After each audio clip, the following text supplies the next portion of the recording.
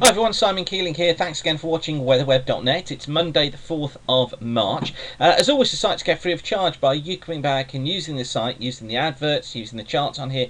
That's what keeps us free of charge. So thank you for doing that. Now, excuse the attire this morning. I'm off at the gym again, but wanted to get this video out to you first of all. Got quite a bit of detail to get out to you as well in today's video. This is the analysis chart from the Met Office showing high pressure here centred across the east of Europe and a southeasterly flow through the British Isles. Now, I know many of you have got jobs to do, and really things are going to be changing. So if you've got jobs that rely on it being dry, then really you've only got a couple of days to get those done, because the weather does look like turning more unsettled as this high clears away and as this low in the Atlantic moves its way eastwards and becomes the dominant feature of the weather for a while. It's also going to be turning colder during next week too, so just keep watching, and I'll give you full detail on that. Now, as I said, we're looking like that high is going to be slipping away over the next few days. However, before that, we've got some dry weather to contend with. This is the forecast for the early hours of Tuesday morning, and notice this area of cloud that's over central areas, and notice that it's still there through the early part of tomorrow morning, but then it clears away and we get some good sunny spells coming through, and it stays generally dry through Tuesday too. However, that's not just cloud that you can see across the south, that's actually fog as well, and it looks like we are going to have quite a widespread frost and fog problem tonight. This is the fog forecast from the NAE model, which you can find at weatheronline.co.uk. And this is the forecast of visibility for 6 o'clock in the morning, and you can see here widespread fog really right the way through from eastern Scotland, north east England, East Anglia, through the Midlands, through parts of eastern Wales and across southwestern parts of England too, first thing. Now by 9 o'clock in the morning, the forecast is that that gradually clears away and it's gone during the latter part of the morning, but it leaves us with kind of a bit of mist and haze around. So I think what we'll be seeing is that as that cloud breaks and we get sunny spells coming through, so I think it will just remain quite hazy and misty through the day. Now as well tonight, as I said, a widespread frost, so by tomorrow morning, by Tuesday morning, we could be looking at temperatures of -2 to -4 degrees Celsius quite widely across the country. But as I say, it looks as if Tuesday is going to be quite a pleasant day. Now, this is the chart for Tuesday. You see this southeasterly flow still there. We're still under the influence of high pressure, but notice these fronts down towards the southwest. By the time we get on towards Wednesday, those fronts have pushed northwards, and you won't be surprised to learn that there'll be some rain associated with those. Now, most of the rain is going to be out towards the west of the country. Into Thursday, plenty of fronts around, look, just feeding up from the south, and what these will tend to do, I think, is just bring bands of rain with them. I don't think anything particularly heavy. I think though there will be enough to be producing wet ground, so it is going to be dampening things off certainly, and I think it'll just feel quite cold across northern parts of Scotland, but for England and Wales probably feeling more mild. So this is how the ensemble sees things as we go through the course of this week. This is the forecast for London, the city map for London. And what to notice here is how we start off dry, look. We've got no rainfall, which is the green colours here across the bottom, until we're getting into the latter part of, well, into Wednesday. And then we find this more unsettled period developing, and it tends to last right the way through into the end of the period on the 20th of March. Notice too how temperatures warm up as the unsettled weather comes in, but then we take this sharp dip down around about the 10th and the 11th. Now that date has been swapping and changing because it's so critically dependent on the direction of the wind and the time that the wind goes round more into an easterly, but we seem to be settling around about the 10th or the 11th now, so that's kind of next Sunday into a week today, and we see then a sharp fall in temperatures. You can see how we go off from 13s during the course of this week down to potentially 5s during next week, so it will be quite a shock to the system, particularly given that it will be relatively unsettled as well. So if we look at the pressure charts from the ECMWF, it's not ECMWF, and it's not the ECMWF, this is from the GFS ensemble. If we just look at the pressure charts, this is the chart for the 8th, so this is the chart for, when are we, Thursday.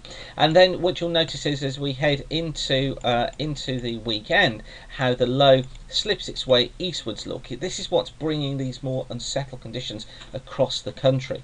And then into next week it clears eastwards, but as it does so, the winds really start to pile in from the east. It's that makes temperatures fall off. Now that could bring some wintry showers down eastern coasts across southern and eastern parts of England. Western areas always seeing the best of the sunshine. I don't think it'll be drastically wet, but I think it is just going to be producing this colder weather. And what you'll notice here, by the time we're getting through to Tuesday of next week, we've got the ridge building back in, look, sinking south into the Med.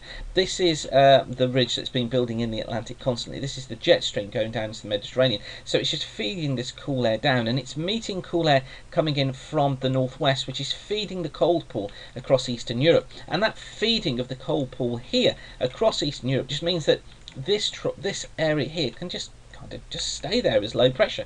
So while that's there, what we tend to find is the ridge trying to build northwards can't do it because it's meeting this cold air, so we kind of get stuck into this pattern through next week. So we're constantly seeing, you can see there, look, that the 500 millibar flow here, jet stream still there, still got this cold plunge in from the northwest, even by the time we're getting to the 15th, which is, when are we for the 15th? That would be, is that Thursday the 15th? Is it Thursday the 15th? No, it's Friday the 15th. So it's still stuck in that same cool pattern, and the ensemble really just keeps us with that almost right the way through to the end, when it does try to bring back milder southwesterly winds across the southern half of the country, although you'll know that it tends to do that anyway. So I think what we're going to face once we've got over this more unsettled weather this week is that the warmer air will be moving away back down towards the south. We get colder easterly winds coming in. I actually think that the driest places are probably going to be western parts of Wales, Ireland, western and northern Scotland. Particularly Scotland is going to be on the dry side of things, apart from drizzle and cool weather affecting eastern coasts. But I think most rainfall is probably going to be down across southern and eastern parts of England. But as I said, you know, we're not looking at huge amounts. This is a 1 to 5 day total, so this is ending on Saturday. So you can see that we're looking generally across much of the country at around 10 to 15 millimetres of rain during this week. So nothing drastic, although those of you in Southern Ireland, I know we've got several farmers watching in Southern Ireland, near the sort of 20 to 25 millimetre mark there. 6 to 10 day outlook, so this goes from next Saturday through to the 14th, so this takes us through to a week on Thursday, and again we're looking generally at the sort of 10 to 15 millimetre mark once again. And then from the period the 11th to the 15th, so taking us up till the 19th of March, then we're looking at around 8 to 10 millimetres typically for many areas. So it's not drastically wet, it is certainly a more unsettled period compared to the one that we've just gone through. And what it will probably do is bring rainfall totals up to near normal for March, although if we do go into a dry period at the end of the month, which I'm still expecting, then it could be that actually March ends up with probably rainfall figures below normal for the time of year. But certainly what you need to be banking on, and what I want you to take away from this video is that we have now 48 hours or less than 48 hours of dry weather ahead. We've got today and we've got Tuesday essentially. Tuesday starts off foggy, frosty, then it clears, but that's your day to get out and do your dry weather stuff, because by Wednesday we start to see a breakdown initially in the south and the west, but then that spreads to all areas, and then through Thursday and into the weekend it looks as if things become more unsettled with some outbreaks of rain. Then into next week we turn colder. We get the easterly winds coming back in, so we are going to see quite a dramatic fall in temperatures during next week. Easterly winds kick in, the risk of some snow showers or snow flurries down eastern coast of the country, always driest across Scotland and the western parts of Ireland. But that cooler, more unsettled weather looks as if it's going to be lasting then through until at least the 19th or 20th, by which time towards the end of the month I do expect it to become milder and also drier once again, although I have to say that the confidence level in that has been diminished somewhat, a little bit. If you look at Captain Bob's 30-day outlook, you'll see he's gone for a cooler end to the month, and some of the models are starting to hint at that at the moment. But I'm going to stick with my idea at the moment of a drier, milder end to March. So lots and lots of information there, I know. For those of you who fly, for those pilots amongst you, if you go to the aviation pages at the top of the page here, if you click on aviation, then you'll find a dedicated week ahead forecast there for those of you who fly. Sailors, if you go to sailingweather.co.uk, you can register free of charge on there. There's a forecast for you on there as well. But for now, thank you for watching.